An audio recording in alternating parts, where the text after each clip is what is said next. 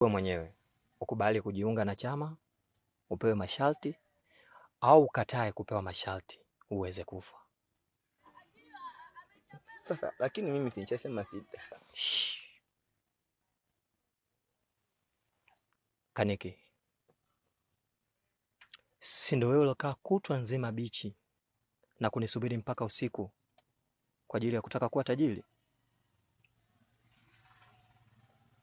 Na sio kwamba ilikuwa bahati mbaya, nilikuwa nimefanya makusudi tu, kwa sababu nilikuwa nakuonea huruma sana. Na si ndio wewe ambao ulilia kwa furaha baada ya kukwambia kuwa nitakupeleka katika chama cha utajiri, na nikakwambia kuwa tunza machozi yako atakusaidia mbele. Sasa mbele yenyewe ndo hii, na ndo kwanza inaanza, hata kati hatujafika. Endelea kutunza machozi yako, mbele yanahitajika.